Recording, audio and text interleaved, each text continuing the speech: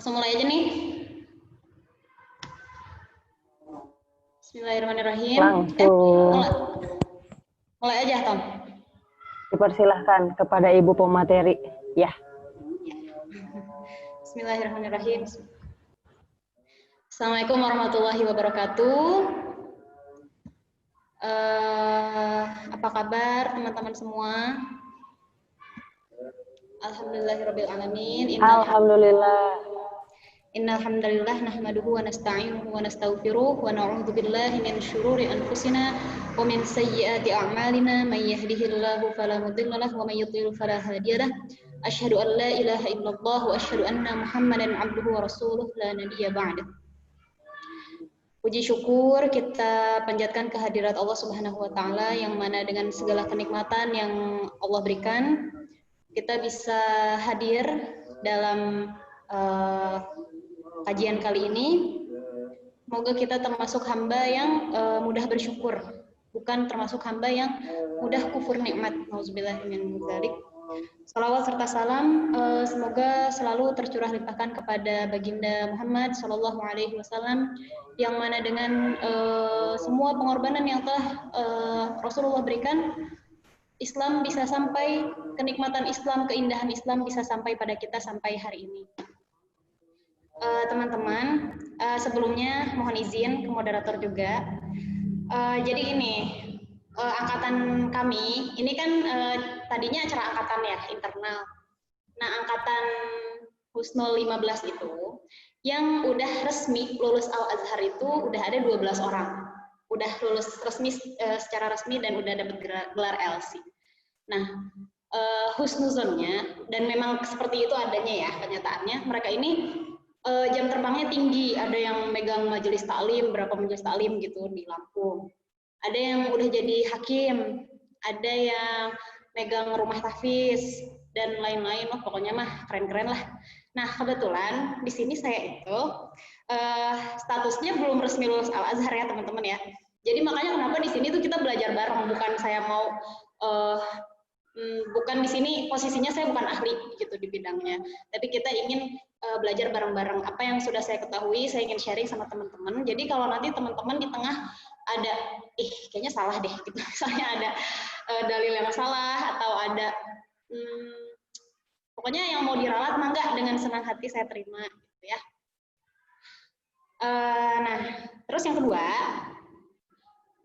untuk membahas fikih kurban itu sebenarnya lebih tepatnya tuh beberapa bulan sebelum Idul Adha. Sekarang tuh Hamin berapa Idul Adha ya?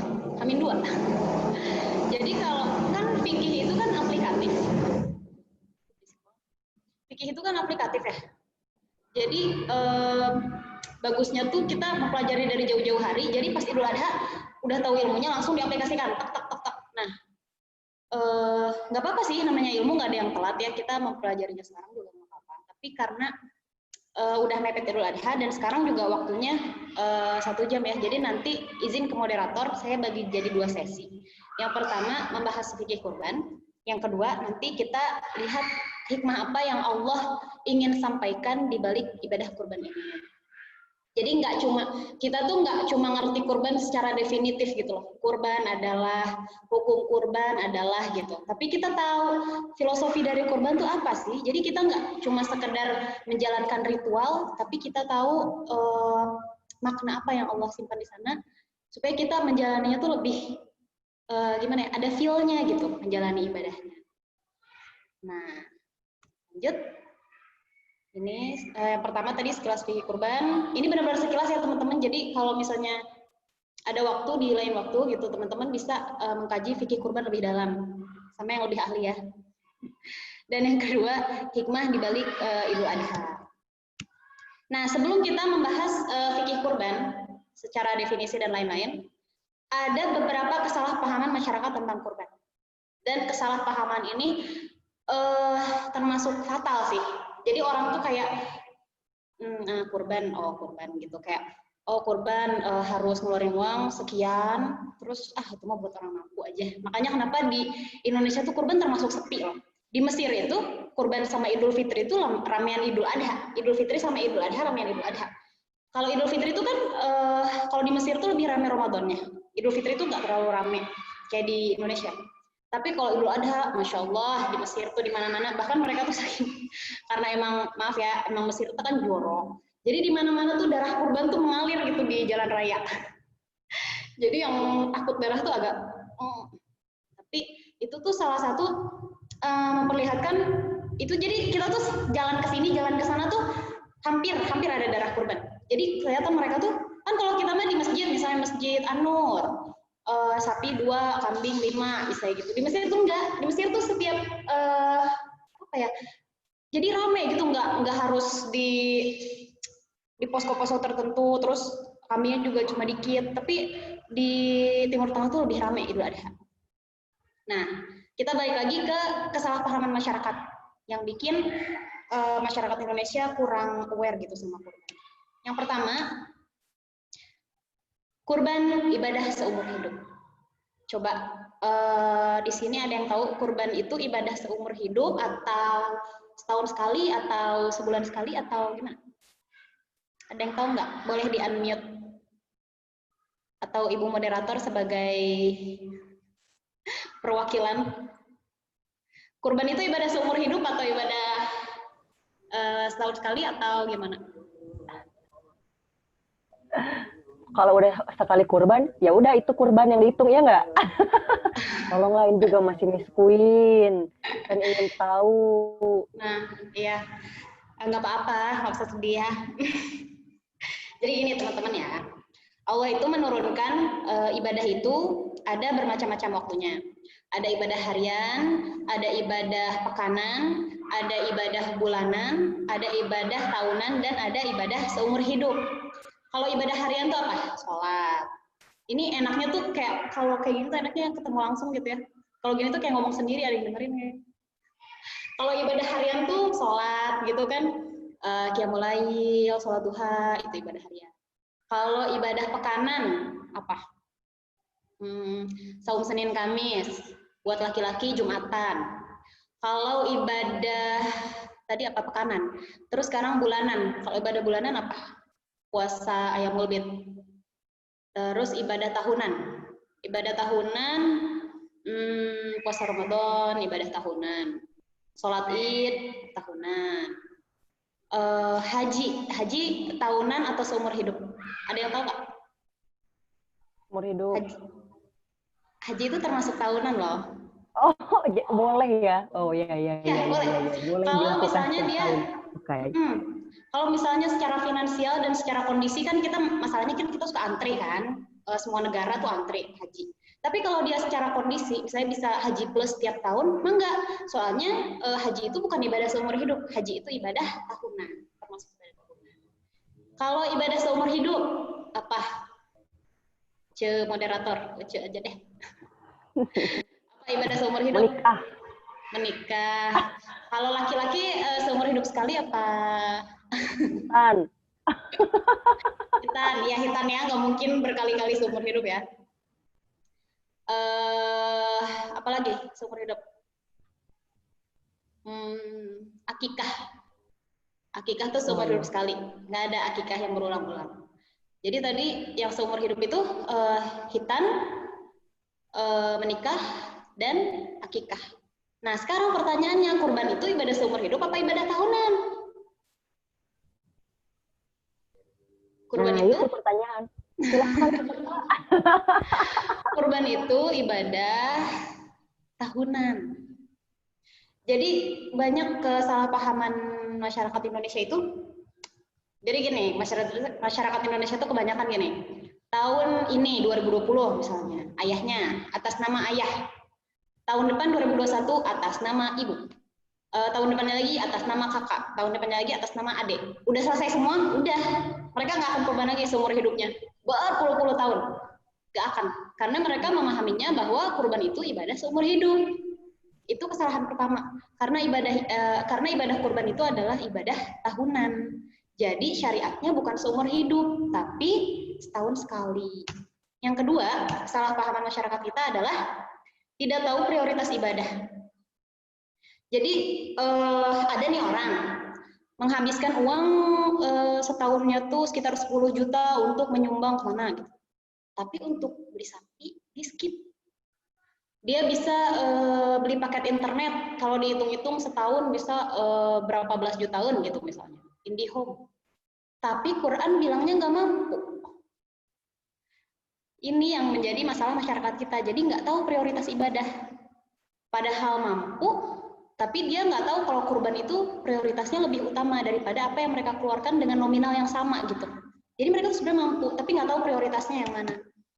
Terus yang ketiga, tidak tahu batasan minimal kurban. Ini Masya Allah ya, kalau ada yang tahu Teh Angie, Atelier Angelina, yang punya brand Atelier Angelina. Jadi beliau itu kan sekarang tinggalnya di kayak yayasan gitu, yayasan Al-Bayan. Di sana tuh isinya duafa teman-teman. Tapi setiap tahun kurbannya tuh ratusan kambing, puluhan sapi. Terus di sini saya cek kan, di sini tuh termasuk yang berada lah, mereka tuh punya sawah hektaran, ada yang punya perahu gitu ya, buat cari ikan masuk. Di sini kan laut. Tapi di sini kurban cuma 2 sapi, 3 kambing. Ya Allah, kayak ironis banget gitu. Di sana masyarakatnya duafa, ratusan kambing, puluhan sapi. Di sini sapi cuma 2, kambingnya 3.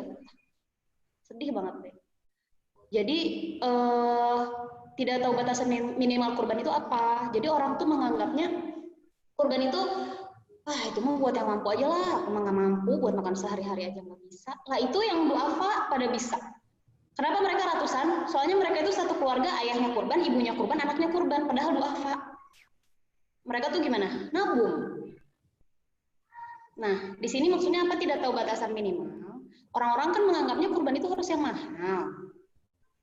Padahal batasan minimal kurban, batasan minimal banget ya, minimal banget untuk yang nggak mampu banget ini. Yang pertama, boleh betina, jadi nggak harus jantan. Yang kedua, boleh domba jazah.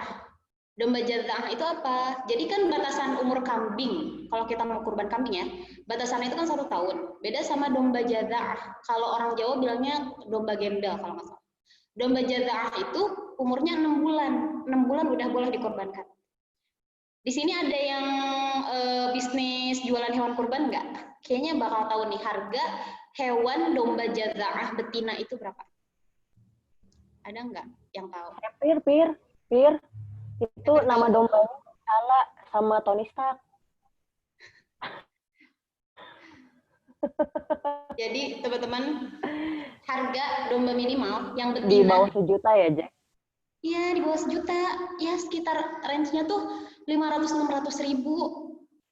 Nggak mahal loh teman-teman, kurban tuh nggak harus sampai 2 juta. Tapi ini mah yang nggak mau berusaha ya. Kita mah kan ini aja sekarang bisa Zooman, berarti bisa beli paket internet. Masa nggak bisa beli hewan kurban yang 1 juta ke atas? Malu-maluin banget beli domba jadaan. Domba jadaan mah buat yang nggak mampu, tapi yang pengen banget kurban. Itu boleh Allah kasih keringanan. Itu batasan minimal kurban yang banyak nggak diketahui, jadi dikiranya harus beli yang mahal-mahal. Terus selanjutnya, banyak orang mengira bahwa orang yang belum akikah itu nggak boleh kurban.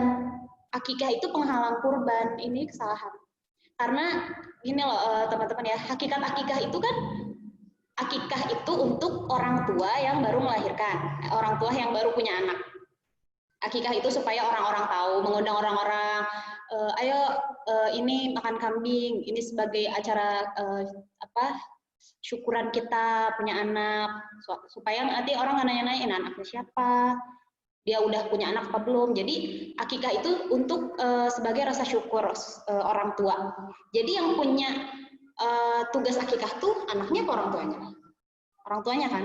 Dan orang tuh kadang misalnya aku nih udah gede, terus aku tuh ditanya, Jack kurban nggak? Enggak, orang aku dulu waktu kecil belum akikah. Lah, kan yang punya tugas akikah tuh orang tuanya. Dan tugas akikah itu kan ini ya, ketentuan akikah tuh 7 hari. Bayinya 7 hari, mangga orang tuanya akikah. Kalau belum punya rezeki 14 hari kemudian. Kalau belum juga 21 hari sampai seterusnya. Batas akhir akikah itu gugur status sunnahnya kalau anaknya udah balik. Jadi sebenarnya nggak ada alasan sih belum akikah terus nggak kurban, itu tuh sebenarnya kurang tepat. Harusnya nggak ada lagi alasan itu. Jadi kurban mah emang nggak kurban. Lebih bagus lagi kalau kita punya kemampuan, kita beli 2 domba, yang satu buat akikah diri kita sendiri karena dulu orang tua kita nggak mampu misalnya. Jadi kita beli domba buat akikah, yang satu buat kurban. Itu lebih tepat. Terus yang terakhir, mengira kurban ibadah individu. Yang tadi ya, jadi tahun ini ayah, tahun depan ibu, tahun depannya lagi anak. Padahal kurban itu ibadah keluarga, bukan ibadah individu. Ibadah individu itu apa? Sholat. Sholat itu kan harus sendiri, nggak bisa pahalanya dibagi-bagi. Kita yang melaksanakan, pahalanya untuk kita sendiri. Puasa ibadah individu. Terus ya saum, sholat. Tapi kalau kurban itu ibadah keluarga. Kalau ayah kurban, ayah bisa membawa semua keluarganya. Dalilnya apa? Dalilnya Rasulullah Shallallahu Alaihi Wasallam karena yudhi anhu, atas diri Rasulullah, wa an ahli baitihi, dan atas nama ahli baitnya, keluarganya Rasulullah, wa an ummatihi alladzi lam yudhi. Masya Allah lah, rahmat Allah tuh luas banget. Orang satu kambing aja bisa diatasnamakan dirinya, keluarganya, bahkan umat Rasulullah, pernah Rasulullah kurban atas nama umatnya yang belum berkurban. Masya Allah kan. Jadi kurban itu bukan ibadah individu. Jadi bukan kurban atas nama bapak ini, sayang banget, padahal keluarganya bisa kecipratan pahalanya. Itu 5 ya, kesalahpahaman masyarakat kita. Nah, selanjutnya masuk fikih kurban. A'udzu billahi minasy syaithanir rajim. لن ينال الله لحومها ولا دماؤها ولكن يناله التقوى منكم كذلك سخرها لكم لتكبروا الله على ما هداكم وبشر المحسنين. Sesungguhnya daging unta dan darahnya itu sekali-kali tidak dapat mencapai keridhaan Allah. Yang sampai ke Allah itu bukan daging dan darah, walaki yanaluhut taqwa minkum, tetapi ketakwaan kalianlah yang sampai kepada Allah. Maksudnya apa, Jack? Ngapain kurban capek-capek kalau dagingnya sama darahnya nggak sampai ke Allah? Nanti kita bahas lebih dalam lagi. Ini tentang dalil pensyariatan kurban dulu. Kita sebutkan. Terus selanjutnya, dalil kurban apa lagi? Inna a'tainakal kautsar fasholli lirabbika wanhar. Sesungguhnya aku telah memberikan kepada engkau kenikmatan yang sangat besar. Inna a'tainakal kautsar, sesungguhnya kami telah memberikan kepada engkau kenikmatan. Maka kerjakanlah sholat, fasholli lirabbika wanhar. Sholatlah dan berkurbanlah. Bayangin, Allah menyandingkan sholat dan kurban dalam satu ayat. Berarti kurban itu bukan ibadah yang main-main, disandingkan dengan sholat. Kenapa? Nanti kita kupas. Terus dalil kurban apalagi dari hadis. Dari Anas bin Malik, Nabi Shallallahu Alaihi Wasallam berkurban dengan 2 kambing gemuk dan bertanduk. Saya melihat Nabi Shallallahu Alaihi Wasallam meletakkan kedua kakinya di atas pundak kambing tersebut. Kemudian Nabi membaca basmalah, bertakbir dan menyembelih dengan tangannya sendiri. Nanti ini kita bahas termasuk sunnah kurban, yaitu menyembelih hewan kurban kita sendiri. Kecuali perempuan ya, perempuan kayaknya nggak yang menyembelih sendiri. Terus selanjutnya ijma ulama sudah mencapai kesepakatan bahwa dianjurkan berkurban. Jadi udah jelas secara dalil Quran, dalil hadis, dalil ijma, kurban itu syariat Allah. Terus hukum kurban itu sunnah atau wajib? Kita lihat pendapat ulama yang pertama, sunnah muakkadah. Jadi teman-teman, tingkatan ibadah itu kan ada wajib, ada sunnah muakkadah, ada sunnah, dan seterusnya. Sunnah muakkadah itu di atas sunnah, di bawah wajib. Jadi benar-benar ditekankan. Kita lihat dalilnya. Siapa yang menyebutkan bahwa kurban itu sunnah muakkadah? Jumhur ulama dari Imam Syafi'i, Imam Malik, dan yang lainnya. Dalilnya, jika masuk bulan Zulhijjah dan salah seorang dari kalian ingin menyembelih kurban, maka hendaklah ia tidak memotong sedikit pun dari rambut dan kukunya. Ini sabda Rasulullah SAW. Terus ini maksudnya apa, Jack? Dari mana sunnahnya? Sunnahnya saat Rasulullah bilang, dan salah seorang dari kalian ingin menyembelih kurban. Jadi di sini dalilnya sunnah, bukan wajib. Kalau wajib, Rasulullah bilangnya nanti gini, jika masuk bulan Zulhijjah, hendaklah tidak memotong sedikit pun rambut dan kuku. Nah, itu wajib. Sunnahnya itu karena Rasulullah bilang, dan salah seorang dari kalian ingin menyembelih kurban. Makanya jumhur ulama mengambil kesepakatannya sunnah. Tapi ada juga yang bilang wajib. Siapa yang bilang wajib? Dari Imam Abu Hanifah. Dalilnya apa? Dari Abu Hurairah radhiyallahu anhu yang menyatakan bahwa Rasulullah Shallallahu alaihi wasallam bersabda, barang siapa yang mempunyai harta lapang, kelapangan harta, namun tidak mau berkurban, hartanya dipeluk erat-erat, koret, maka jangan sekali-kali mendekati tempat sholat kami. Ups, ya, diancam sama Rasulullah, orang yang kaya tapi nggak mau kurban, jangan datang sholat itu. Rasulullah pernah ngomong gitu. Makanya diambil akhirnya apa? Kesimpulannya, hukum kurban itu sunnah muakkadah, ditekankan bagi yang mampu, ditekankan, dan bagi yang mampu dilarang meninggalkan. Dan kita sayangnya banyak yang nggak tahu. Kurban teh banyak yang di skip, udah nggak tahu ilmunya, nggak tahu prioritas ibadah, cuma sekilas gitu lihat kurban teh, nggak dicari tahu. Itu yang kebanyakan kesalahpahaman masyarakat kita. Nah terus hewan kurban tuh idealnya gimana sih? Dari kelompok bahimatul an'am. Apa aja bahimatul an'am? Ada unta, sapi, domba, kambing, baik jantan maupun betina. Tuh. Jadi boleh betina ya, nggak usah, nggak harus jantan. Dan tidak diperkenankan selain binatang yang telah disebutkan. Jak, aku teh pengen kurban, tapi aku teh punyanya soang. Nggak boleh. Bolehnya bahimatul an'am. Yang udah disebutkan unta, sapi, kambing. Nggak boleh selain binatang itu, nggak sah kurbannya. Dalilnya apa? Dalilnya surat Al-Hajj ayat 34. Dan bagi setiap umat kami berikan tuntunan berkurban agar kalian mengingat nama Allah yang telah dilimpahkan berupa hewan-hewan ternak dari bahimatul an'am. Terus para fuqaha berpendapat, terus yang terbaik apa nih kalau aku mau kurban nih, aku punya uang 30 juta nih, aku pengen kurban, yang terbaik itu apa sih? Nah, beda-beda nih, ada dua pendapat. Ada yang berpendapat yang terbaik itu unta. Ini dari Imam Abu Hanifah dan Imam Syafi'i. Yang terbaik unta, kemudian sapi, kemudian domba, baru urunan. Kan sekarang mah banyak yang urunan ya. Meskipun di Saudi itu hukumnya nggak boleh urunan. Tapi itu menyalahi hadis sih, boleh urunan. Kalau unta berapa orang? 10. Kalau sapi 7 orang, kalau kambing nggak boleh urunan. Jadi ada pertanyaan, Jack, gimana kalau hukumnya ada satu sekolahan, pengen pengen kurban, nah, tapi itu teh urunannya satu sekolah, belinya satu kambing, itu bukan kurban, itu latihan kurban. Jadi maksudnya bukan kurban ya, kambing itu nggak boleh urunan, kambing itu harus 1 orang, sapi maksimal 7 orang, unta 10 orang. Di atas itu nggak boleh, di atas itu nggak sah hukum. Terus Imam Malik berpendapat bahwa yang paling afdol itu domba, jadi kebalikannya. Yang paling afdol domba, kemudian sapi, kemudian unta. Kenapa? Karena Rasulullah Shallallahu alaihi wasallam berkurban di hadis yang tadi, berkurban dengan 2 domba jantan bertanduk.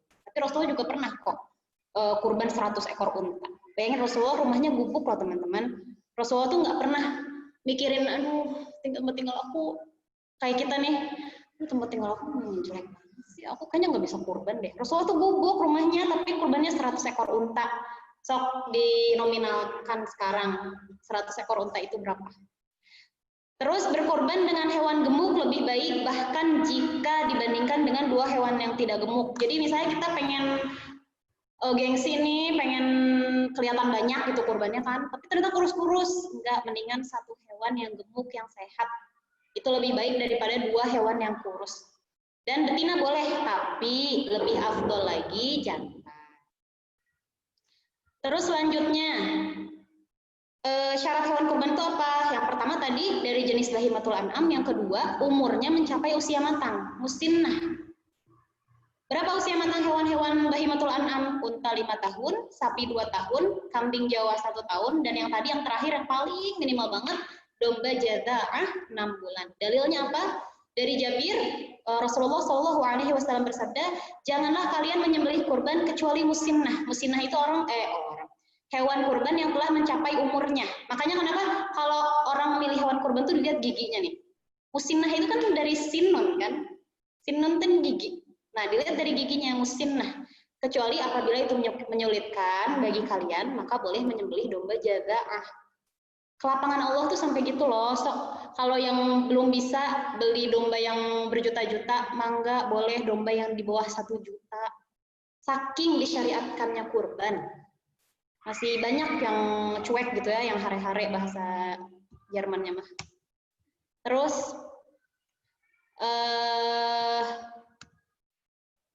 waktu penyembelihannya kapan?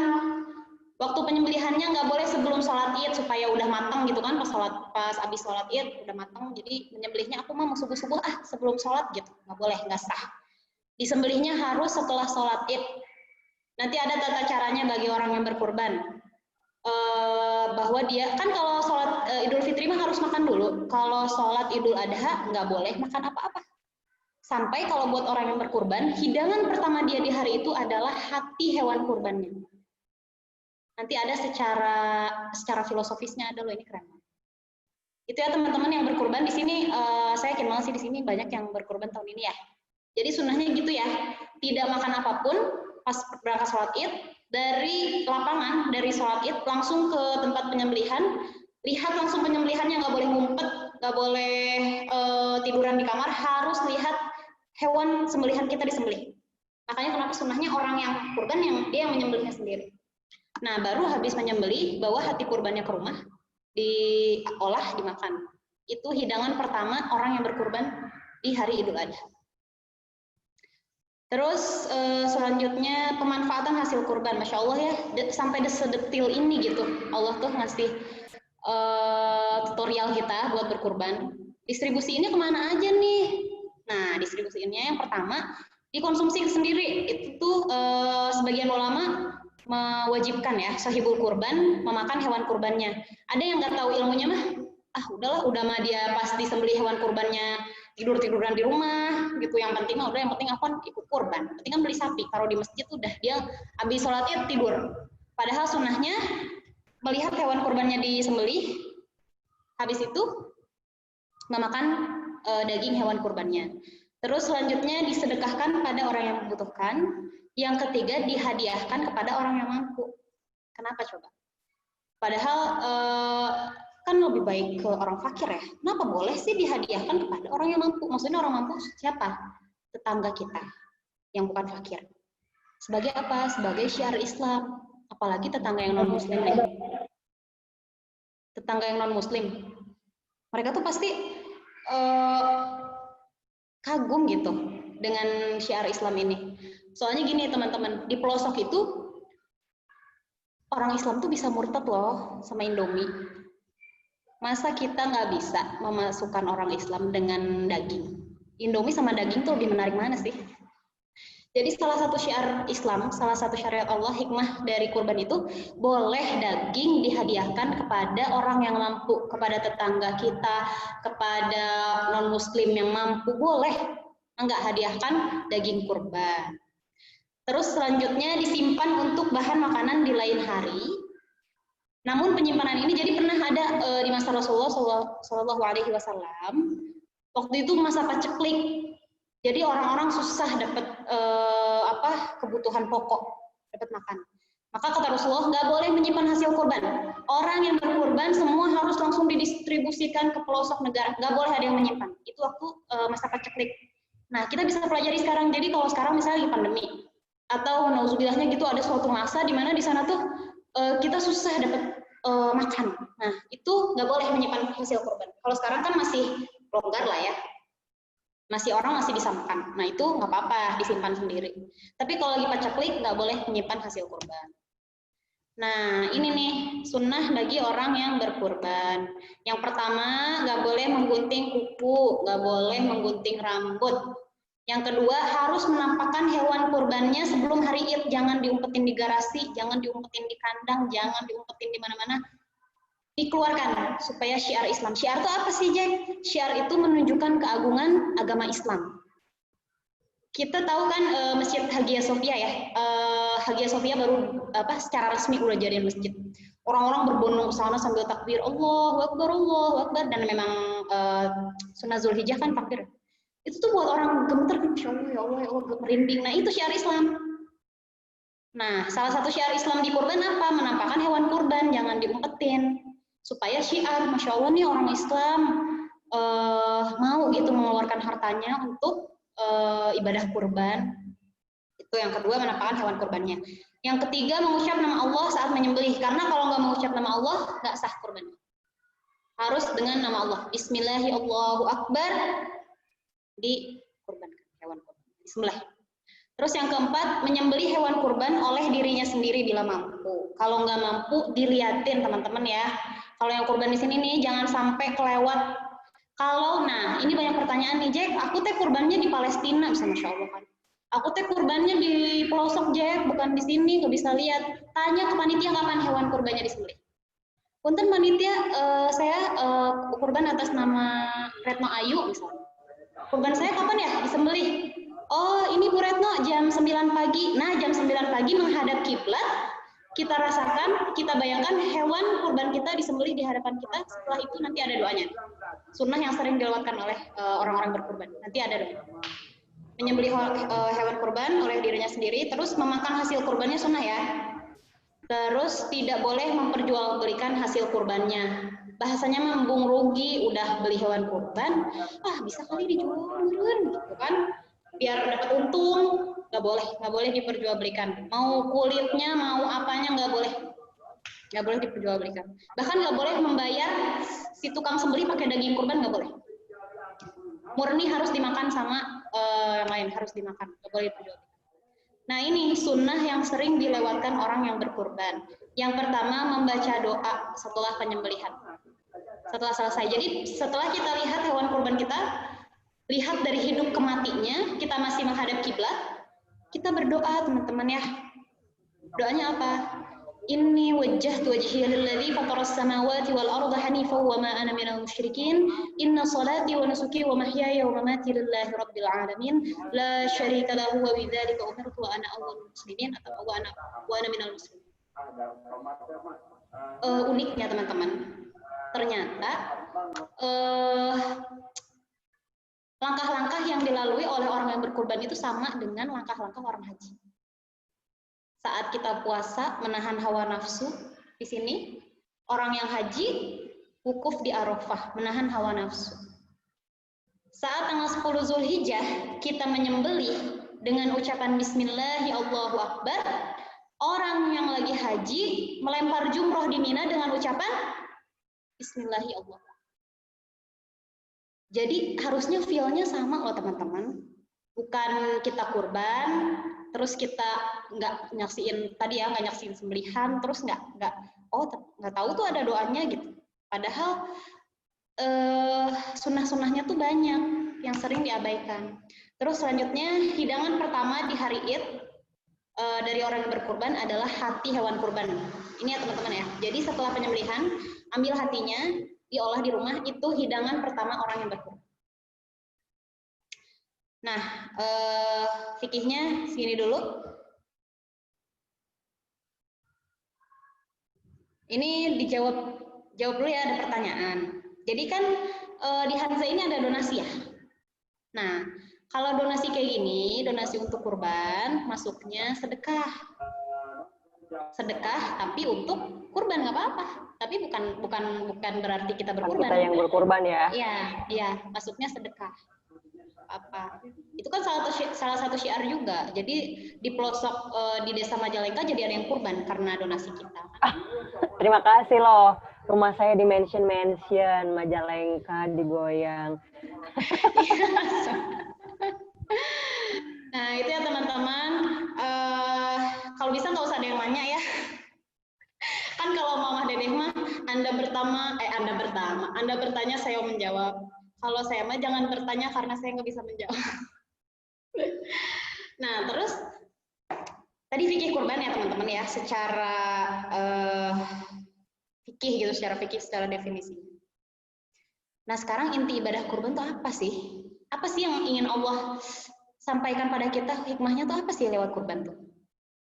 Jadi gini teman-teman, setiap ibadah yang Allah turunkan pada kita tuh ada tujuannya. Dalilnya apa? A'udzu billahi minasy syaithanir rajim.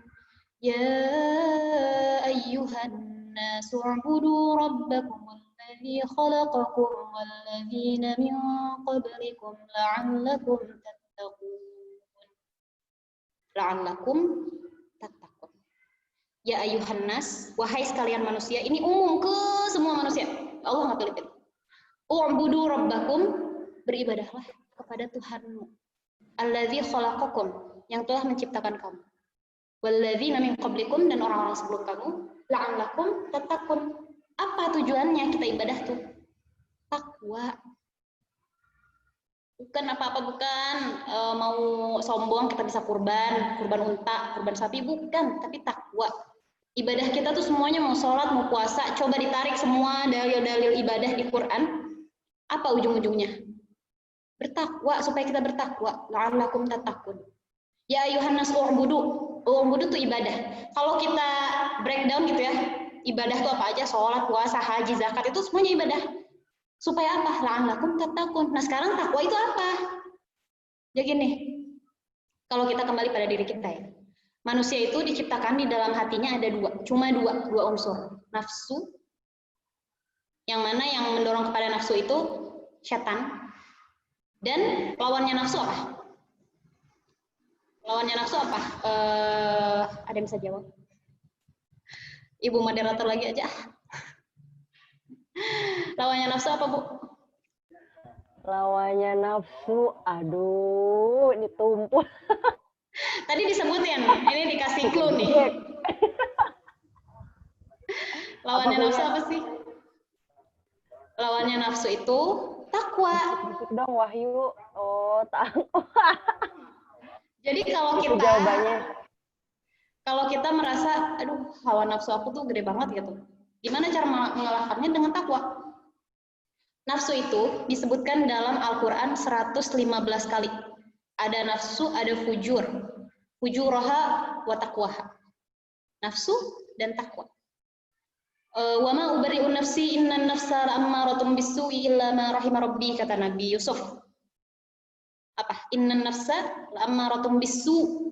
Nafsu itu condong kepada sesuatu yang jelek. Semua kejelekan itu berasalnya dari hawa nafsu. Disebutkan 115 kali dalam Al-Quran. Lawannya apa? Lawannya takwa. Takwa disebutkan 115 kali dalam Al-Quran. Siapa yang mendorong kita pada nafsu? Setan, kan? Setan disebutkan 88 kali dalam Al-Quran. Siapa yang mendorong kita kepada ketakwaan? Malaikat. Malaikat disebutkan 88 kali dalam Al-Quran. Insya Allah loh. Jadi Allah itu menambahkan nafsu dan takwa itu gini, 50-50. Jadi kalau ada satu yang turun, takwa kita lagi turun, otomatis hawa nafsu kita lagi naik. Kalau hawa nafsu kita lagi naik, otomatis takwa kita lagi turun. Nah, sekarang la'allakum tattaqun. Takwa itu apa? Kalau nafsu kita udah tahu ya, nafsu itu kejelekan, semua kejelekan. Takwa itu apa? Banyak ulama mendefinisikan takwa, berbagai macam definisi. Tapi jika kita tarik benang merahnya, takwa itu sami'na wa ata'na. Saat kita mendengar, wahai akhwat, tutup auratnya, julurkan ke dada. Sami'na, kita tahu perintahnya, wa ata'na, dan kita lakukan. Masalahnya banyak yang sami'na aja nggak mau. Orang-orang tuh sami'na aja nggak mau, denger ceramah aja, aduh, gatal telinganya. Mau lihat lagi scroll Instagram, ada tuh konten-konten Islami. Aduh, di skip. Aku lagi kebayang siapa tuh, Lee Jong Wook. Bener gak sih? Misalnya dia lagi kebayang artis Korea, jadi rusak gitu. Nggak mau lihat yang Islami, nanti dulu lah. Itu sami'na tuh. Banyak yang nggak mau sami'na.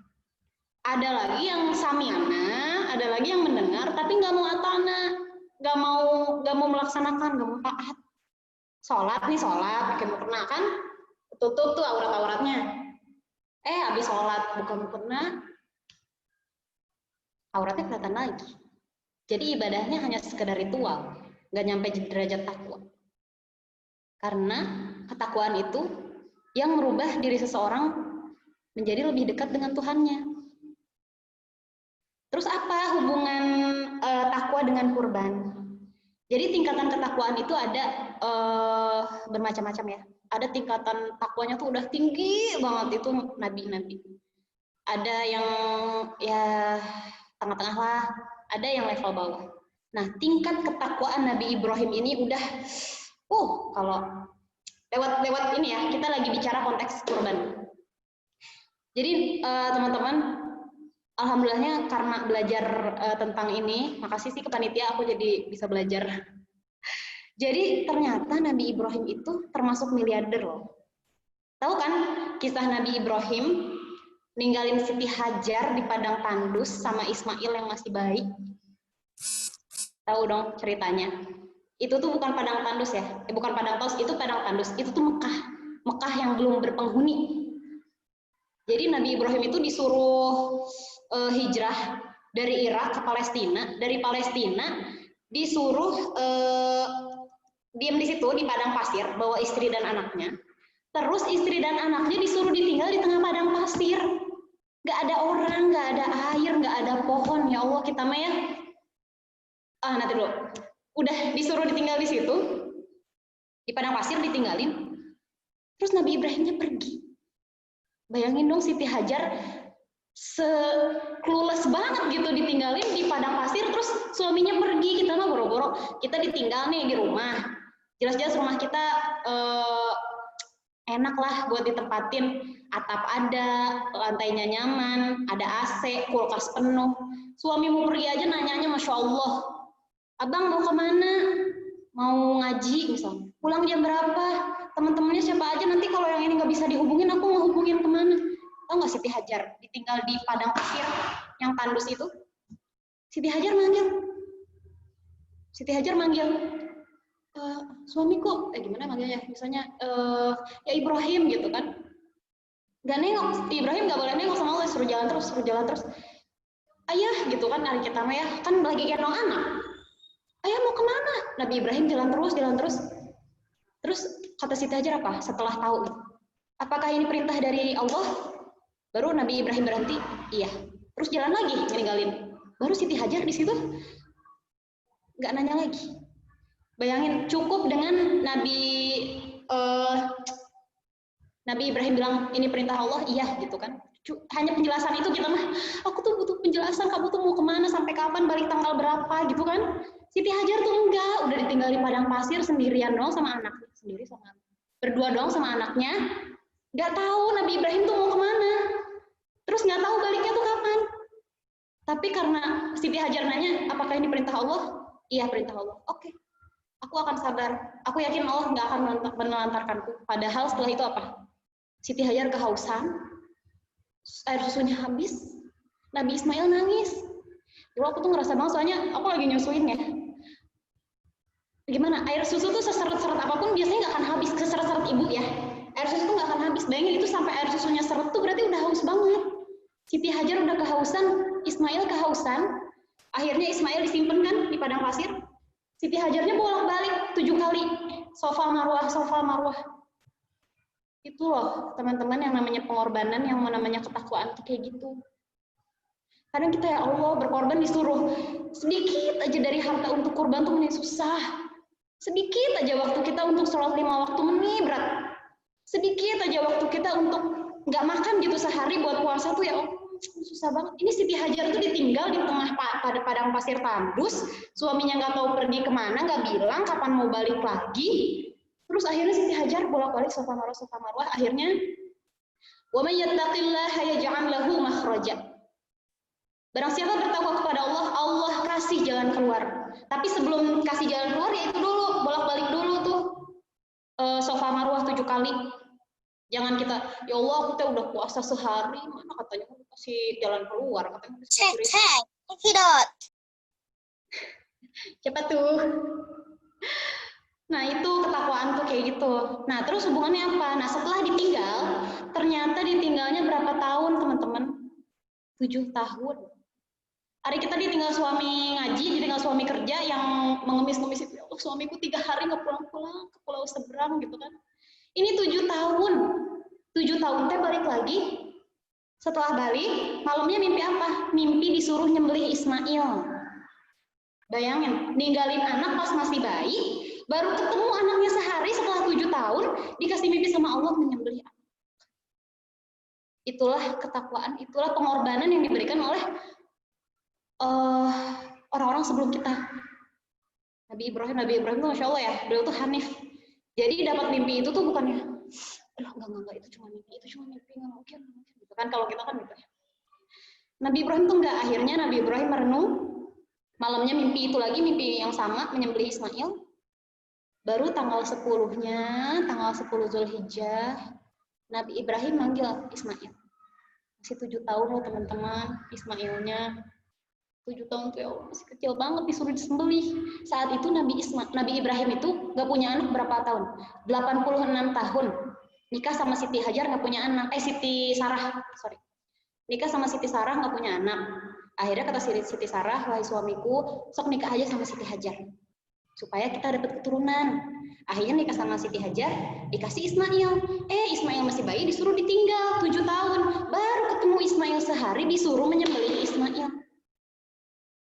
Akhirnya Nabi Ibrahim manggil kan tanggal 10 Zulhijjah itu. Manggil Ismail, disuruh duduk. Ini adab ya orang tua, gimana caranya berkomunikasi dengan anak. Jangan merintahin anak teh. Ismail gitu kan. Teriak-teriak dari dapur. Jangan Ismail deh. Misalnya aku aja. Kakak Zafira, sini gitu kan dari dapur. Nggak gitu adabnya tuh kalau sedang berkomunikasi dengan anak. Anaknya suruh duduk sejajar dengan kita. Terus Nabi Ibrahim mengusap kepala Ismail. Apa yang dikatakan Nabi Ibrahim? Ya bunayya. Teman-teman, ya bunayya tuh beda ya kalau kita manggil teman Zafira gitu. Itu kan manggil biasa sehari-hari. Ya bunayya tuh manggilnya tuh dalam banget. Ya bunayya tuh kalau dijabarin, wahai anakku yang aku tinggalin waktu bayi, gitu. Yang 86 tahun aku tuh nunggu-nunggu loh kehadiran kamu. Aku tuh baru sehari loh ketemu kamu, aku tuh pengen sebenarnya mah main sama kamu, kita berburu bareng-bareng. Itu ya bunayya. Ya bunayya. Diusap ya bunayya. Inni ara fil manam anni ara fil manam inni adbahuk. Bayangin teman-teman, ke anak umur 7 tahun bilang, anakku, aku tuh mimpi menyembelih engkau. Nabi Ibrahim tuh sedih banget nyampein ini tuh dan nggak tega. Ya Allah, orang baru ketemu disuruh disembelih. Terus apa kata Ismail? Apa ya nih? Mada taro. Nah, Nabi Ibrahim nih, meskipun ini perintah Allah, tetap nanya ke Nabi Ismail, pendapatmu apa? Meskipun kita juga tahu ya, Nabi Ibrahim pasti melaksanakan perintah Allah, tapi tetap nanya pendapat anaknya apa. Solehnya Nabi Ismail apa? Jawaban Nabi Ismail. Ya abati. Ari di kita umur 7 tahun dibilang aku mau sembelih engkau, apa jawaban anak-anaknya? Serius loh, apa demi apa gitu kan anak-anak 7 tahun sekarang. Kalau Ismail jawabannya apa? Ya abati, wahai ayahku. Ini juga penjabaran wahai ayahku tuh.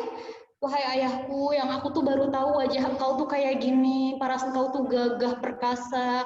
Yang aku tuh pengen banget membangun masjid sama ayah. Aku tuh pengen banget dipegang tangannya sama ayah, ngeliatin ke teman-teman aku, ini nih ayah aku yang selama ini nggak ada, udah datang gitu. Tapi apa jawaban Ismail? Ya abati. Ya abati itu udah panggilan paling sayang-sayangnya panggil ke ayah. Kan ada ya abi, ya aba gitu kan. Ya abati itu udah paling sayang. Ya abati if'al ma tu'mar. Kerjakanlah apa yang Allah perintahkan. Satajiduni insyaallahu minas sabirin. Insyaallah teman-teman ya. Jadi itu anak 7 tahun loh. Sampai percakapan ini tuh diabadikan di Quran tuh berarti emang sesuatu yang azim gitu. Masya Allah, kedahsyatan kesolehan 2 orang ini dahsyat banget sampai diabadikan di Quran. Bahkan ini tuh anak umur 7 tahun, ayahnya bilang, aku bermimpi menyembelih engkau. Dia jawabnya, if'al ma tu'mar, kerjakanlah apa yang diperintahkan oleh Allah, satajiduni insyaallah minas sabirin. Engkau akan mendapatiku termasuk orang yang sabar. Masya Allah teman-teman ya. Ini kayaknya udah kelamaan ya, Tom. Singkat aja ceritanya ya. Terus akhirnya Nabi Ibrahim dan Nabi Ismail pergi ke sebuah bukit. kalau yang pernah umroh atau pernah haji, ada di antara Muzdalifah dan Mina itu ada bukit, dikasih batu di sana, dinamain Jabal Kurban, di situ lokasinya. Waktu Nabi Ibrahim bawa Nabi Ismail, yang adegan penyembelihan Ismail, yang nggak jadi ya. Akhirnya Nabi Ismail dibaringkan. Ini tuh ada adegan-adegan teman-teman yang lebih detail yang membuktikan bahwa mereka tuh nggak tahu bakal ada hewan kurban. Mereka tuh udah siap-siap. Ibrahim udah siap kehilangan anaknya satu-satunya yang baru ketemu 80 tahun. Nabi Ismail juga udah siap menemui Allah. Udah siap berpisah dengan ayahnya selama-lamanya. Jadi nggak ada tuh Nabi Ibrahim, antar juga Allah. Gitu. Nggak ada. Mereka tuh udah siap dengan ketentuan Allah. Mereka tuh udah siap taat kepada Allah. Akhirnya pas udah siap nih disembelih, tiba-tiba kan sembelih itu cara-cara sembelih itu dari bawah ya, supaya darahnya nggak memancar ke atas, itu dari bawah. Nah pas Nabi Ibrahim menarik tangannya gini supaya kepotong dua urat di sini, ada urat nafas sama urat makan. Pas mau ditarik, Allah menahan tangannya Nabi Ibrahim, nggak bisa bergerak. Akhirnya Nabi Ibrahim menggoreskan, pengen kan udah di sini ya pisaunya, goloknya udah di sini, mau digoresin tuh nggak bisa, malah terbalik. Jadi yang tumpulnya di leher Nabi Ismail, yang tajamnya di sini di bagian luar. Sampai Nabi Ibrahim bingung, ini kenapa gitu, ada apa kan? Akhirnya Nabi Ibrahim ngambil batu, dipecahin batunya pakai goloknya, pecah. Nah di situ turun wahyu, ya Ibrahim qad shaddaqta ru'ya. Baru di situ Allah turunkan wahyu, wahai Ibrahim, kamu telah membenarkan mimpi. Kamu telah melaksanakan tugas. Kamu sudah menjalankan misi. Selesai. Nah, di sini teman-teman Israiliyatnya itu, kita yang taunya ini kan, Nabi Ismail pas mau disembelih tiba-tiba berubah jadi kambing. Nggak gitu. Jadi Nabi Ismail itu, kan udah tuh nggak bisa disembelih, terus turun wahyu, qad shaddaqta ru'ya. Akhirnya Allah mengganti dengan hewan sembelihan yang gemuk, yang muncul dari batu. Itu yang namanya ketakwaan. Ketakwaan itu pengorbanan, teman-teman. Sami'na wa ata'na itu nggak gampang. Karena apa? Karena buah dari sami'na wa ata'na itu ya surga Allah. Kita tuh ya sebagai seorang muslim tuh harus punya visi kan. Kita tuh hidup mau ngapain? Apa hidup kita tuh cuma ngabisin waktu dengan nonton drakor gitu? Apa hidup kita tuh cuma dihabisin waktunya dengan leye-leye? Enggak, kita tuh punya tujuan loh. Allah itu menciptakan kita buat tujuan. Tujuan kita yang paling jelas itu kan ujungnya surga Firdaus. Nah, kita tuh harus runutin. Surga itu amalan-amalannya apa aja ya? Yang mendekatkan kita kepada Allah tuh apa aja ya? Nah, salah satunya ini, ketakwaan kita lewat ibadah-ibadah kita. Dan semua itu butuh pengorbanan. Jadi kalau kita dalam hidup kita ngerasa slow aja gitu, flat aja, nggak ada pengorbanan, nggak ada perlawanan gitu dari hawa nafsu kita. Kita mau tidur ya tidur, kita mau makan nggak puasa ya makan aja gitu. Nah itu berarti ada yang dipertanyakan.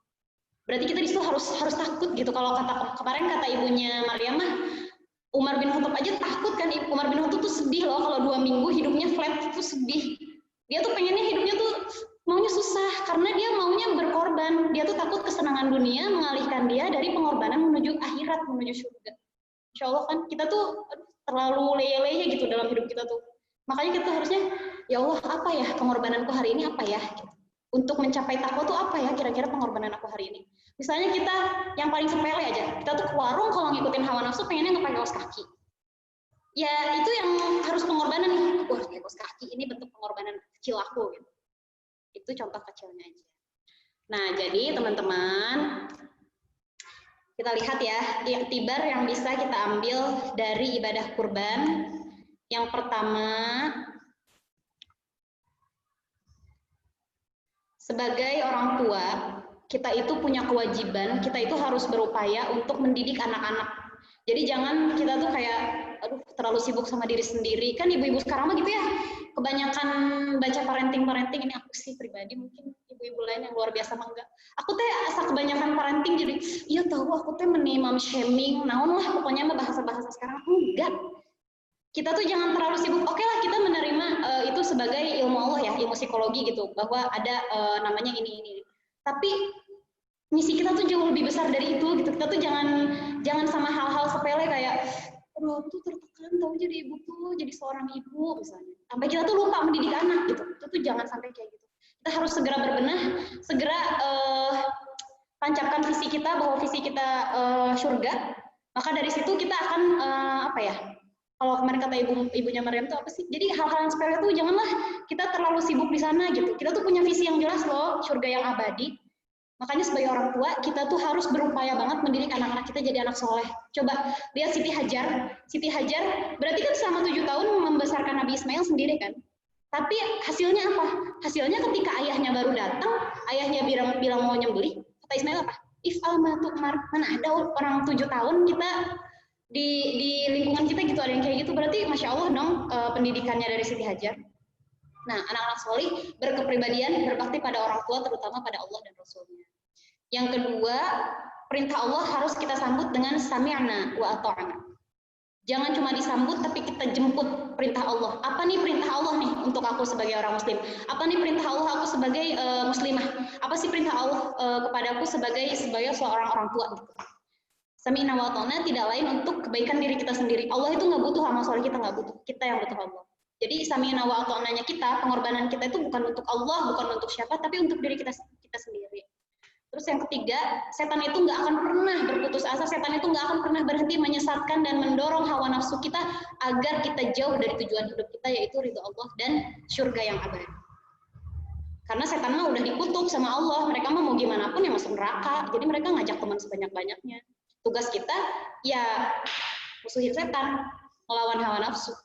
Terus yang terakhir, dengan disembelihnya hewan kurban, nah ini balik ke konteks kurban, kita berharap terbuang pula semua ketamakan kita, kesombongan kita, hawa nafsu hayawaniah kita buang semua lewat hewan kurban yang kita sembelih. Gitu ya teman-teman, maaf kalau kepanjangan. Segitu dulu, Tom, enggak.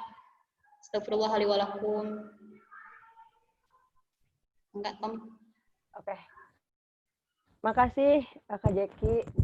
Sebetulnya yang paling banyak di request itu nanti di akhir berharap ada yang nanya tentang dalil biar di ngajiin.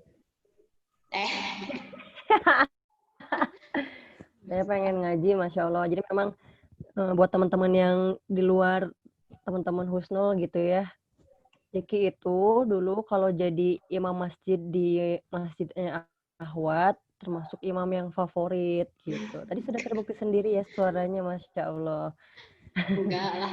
Nah ini langsung aja nih karena udah ada beberapa teman-teman kita yang bertanya di sini. Ini dari Arinasa. Halo Arinasa, makasih ini standby terus nih 3 kali kajian Arinasa ikut ya. Kata Arinasa. Peserta terbaik nih. Kalau kita ikut kurban di tempat yang jauh, misal di Palestina, di Yaman. Nah ini tadi sempat dibahas sebetulnya ya. Kemudian tidak melihat langsung penyembelihannya, hanya dikirim foto dokumentasi setelah prosesi penyembelihan. Dan kita tidak bisa memakan dagingnya juga. Nah itu bagaimana? Soalnya kan tadi ada penjelasannya tentang hidangan pertamanya itu hatinya hewan yang dikurbankan gitu. Itu bagaimana Ibu Zakia? Ya tadi kayak udah dijelasin ya. Nanti minta ke panitia waktu dikurbannya kapan dikurbankannya. Kalau misalnya Palestina misalnya beda waktu kan. Nah, nanti minta aja di Indonesia waktunya kapan, kita menghadap kiblat, kita membayangkan hewan kurban kita disembelih di depan kita, terus kita berdoa yang tadi. Ya Allah, inni wajjahtu wajhiyal ladzi fataras samawati wal arda, seterusnya. Setelah itu kita kan udah tuh berarti hewan kurban kita disembelih, kita udah boleh bersih-bersih. Oh, ini yang kelewat nih, teman-teman. Jadi, hikmahnya ya nggak boleh potong kuku, nggak boleh gunting rambut itu tuh terapi loh dari Rasulullah. Jadi setelah kita 10 hari nih nggak potong kuku, 10 hari nggak potong rambut, terus kita melihat hewan kita disembelih, melihat hawa nafsu kita ikut disembelih di situ, kita pulang ke rumah, kita bersih-bersih, maka di situ kayak akan ada rasa bersih, nafsu kita udah keluar, nafsu kita udah dibersihkan, dosa-dosa kita sudah ikut sama hewan kurban yang tadi disembelih, dan kita sudah menjadi pribadi yang lebih baik. Itu filosofi kenapa nggak boleh potong kuku dan potong rambut. Jadi nanti gitu ya, yang kurbannya nggak bisa lihat gitu dan nggak bisa makan. Nggak apa-apa kalau nggak bisa makan hewan kurbannya nggak apa-apa, nggak usah dari Palestina, tolong kirimin nantinya ke Indonesia gitu, nggak usah. Jadi nggak apa-apa, nikmati aja. Bukan di jalan meren jamaah. Nikmati aja daging kurban yang ada di rumah, yang dari panitia masjid kan biasanya kan dapat. Nggak apa-apa. Oke, terima kasih itu ya Arinasa. Semoga menjawab. Dan ini ada dari Teh Santi. Halo Teh Santi, sehat-sehat di sana ya. Nina, Masya Allah, Nina ada di ambulan. Ini kereta kayaknya deh. Ini kata Teh Santi adalah sebelumnya mohon maaf nih, baru bergabung jadi tadi kayaknya ada yang keskip mungkin ya. Mau bertanya bagaimana hukum berkurban atas nama orang yang sudah meninggal. Kalau hukum berkorban atas nama orang yang meninggal, aduh itu aku kurang paham ya, punten pisan. Cuma kalau misalnya kita kurban atas nama kita, tapi kita mengikutkan orang yang udah meninggal itu boleh, kerabat, selama dia kerabat, itu masuk. Pahalanya bisa mengalir ke orang yang udah meninggal. Tapi nggak tahu kalau misalnya kita berkorban atas nama si fulan almarhum gitu. Aku belum tahu ya, mungkin di sini ada yang tahu. Aku taunya kalau mengikutkan orang yang udah meninggal itu boleh. Gitu. Punten Santi ya, nanti kita cari tahu di grup. Atau Santi suka japri kan, kita japri-japrian aja. Oke, ini jadi nyambung juga nih, tadi ada yang japri juga yang mengatakan bahwasanya ini dari DJ sih sebetulnya. Apakah boleh kalau misalkan kita mampu nih beli duaun gitu, beli 2 hewan kurban gitu ya, itu apakah 1 hewan kurban itu boleh atas nama kita atau 1 lagi bisa diatasnamakan orang lain?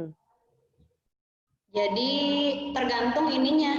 Kalau penyelenggaranya siapa, uangnya dari siapa. Kalau misalnya uangnya patungan misalnya boleh, 1 dari diri kita, 1 dari orang lain boleh. Kalau emang penyelenggaranya 2 orang. Kalau misalnya penyelenggaranya diri kita sendiri misalnya, tapi ada 2, akhirnya kita mau namain yang 1 lagi orang lain. Kalau itu gimana ya? Kayaknya boleh-boleh aja sih. Aduh, aku tuh kalau yang ini minim, kalau yang di luar materi aku, punten pisan ya. Tapi intinya gini ya, 1 orang pun ketika dia misalkan mampu beli 10 kurban atas nama orang Dirinya. tersebut ya mangga gitu kan. Iya, kan Rasulullah itu. Benar. Rasulullah atas nama Rasulullah. Sip, kalau gitu. Jadi, dan oh iya, ini juga menarik sih dari Nadia Eka. Halo Nadia Eka Rahmayanti. Yang kalau UN pasti ngebuletinnya full. Nadia Eka Rahmayanti. Panjang ya, sis. Mau nanya kakak, tadi kan disebutkan kalau kurban itu ibadah keluarga bukan individu. Jadi kalau ayah berkurban, 1 keluarga bisa kebawa tadi ya. Ya. Gitu. Tapi kok kambing hanya boleh diatasnamakan 1 orang. Nah itu kok gimana? Kebawa juga sekeluarga apa gimana? Jadi gini, penyelenggaranya 1 orang, tapi diikutkan sekeluarga begitu. Jadi bukan atas nama misalnya keluarga Bapak Wahyu misalnya gitu, bukan. Tapi atas nama Bapak Wahyu dan keluarganya. Dan di sini keluarga doang ya, tetangga nggak boleh masuk, nggak boleh masuk ke tanggungan kita. Sampah lupa bu. Tetangga nggak boleh masuk, hanya kerabat. Gitu. Jadi bukan atas nama keluarga Bapak Wahyu, tapi Bapak Wahyu dan keluarga. Gitu. Jadi tetap si penyelenggaranya tuh 1 orang, kambingnya tuh punya 1 orang, tapi dia dan keluarganya di belakang. Tapi kecipratan tuh pahalanya. Tapi pahalanya untuk keluarga, karena kurban kan ibadah keluarga. Tapi kalau patungannya mah, kalau kambing mah dibeli sama bapaknya gitu kan? Bisa misalnya kita patungan. Maksudnya gini ya, sekeluarga misalnya. Tunggu bentar. Misalnya suami istri itu mau kurban. Nah nanti si istri itu boleh ngasih uangnya dia ke suami, yang nanti jadi atas nama suami gitu loh. Oke. Paham. Jadi tetap kurbannya atas nama 1 orang, tapi sebenarnya didukung sama si istrinya dari pendanaannya. Nah tahun depannya nanti si suami yang membantu istrinya untuk atas nama istrinya. Itu boleh. Ya, kalau begitu. Nah ini Teh Syifa Mujahidah, salah kan jadinya. Kembarannya Jeki. Teh Syifa sehat selalu ya di sana. Makasih sudah bertanya. Pernah dengar katanya kalau istri-istri Rasul itu nggak berkurban. Bener nggak ya? Kenapa tuh? Nah, kalau istri Rasul itu emang dalilnya nggak pernah ada sih istri Rasul berkurban, tapi wallahu alam kenapanya mah. Dan tugas kita mah kan mencari hikmahnya ya, bukan mencari-cari yang nggak diketahui, yang nggak di apa ya, yang nggak dikasih tahu. Tapi wallahu alam nih kenapa istri Rasul nggak berkurban juga aku belum tahu sih, belum paham. Tapi di semua dalil yang keluar nggak ada ceritanya kurban dari istri Rasulullah memang. Dari yang aku pelajari, wallahu alam. Kalau di sini ada yang lebih paham, enggak. Tapi emang selama aku baca, nggak ada dalilnya istri Rasul berkurban. Mangga teman-teman, apakah ada pertanyaan lagi? Ini karena kita masih ada waktu nih, kalau misalkan melihat rundown nih. Semenit. Oh, semenit. Oke. Alhamdulillah kalau misalkan kayak gitu, pertanyaan demi pertanyaan dan penuturan demi penuturan dari pemateri kita juga sudah disampaikan tadi sama-sama ya. Ini juga hari ini kita mendapatkan daging semua nih istilahnya kayak gitu. Teman-teman boleh membuka videonya. Karena kita seperti biasa akan narsis dulu berfoto di dalam room Zoom. Seperti itu. Tom lagi di jalan, Tom. Enggak, ini temen aku. Ya, yang lagi di jalan mah nggak apa-apa. Tapi amanilah yang lagi di jalan ya. Semoga dalam lindungan Jadi Allah. hatur nuhun, Masya Allah, terlambat tapi materinya daging semua benar. Allah, Masya Allah. Harusnya Mariam dari awal, Mar. Mariam jawab dong tuh yang nggak bisa aku jawab, Mar. Nggak tahu aku atuh malu nggak bisa juga. Ya, sama saya aja. Ada Intan nggak sih? Tadi ada Intan loh. Intan udah nggak ada ya? Nggak ada. Intan diem aja, mana Intan? Mana Intan? Aku nggak bisa lihat Intan.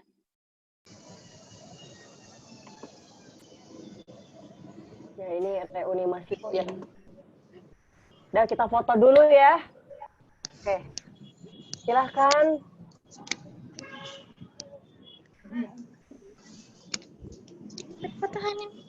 Itu nggak Ce? Oh, belum. Belum mulai ini, jangan dulu senyum takut kering. Oke. 1, 2, 3, tersenyum.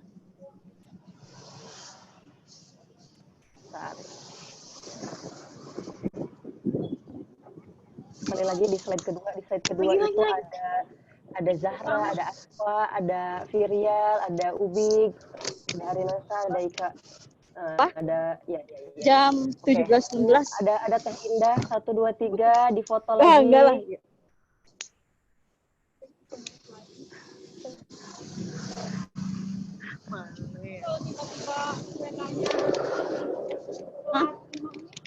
Mau sekali lagi nggak?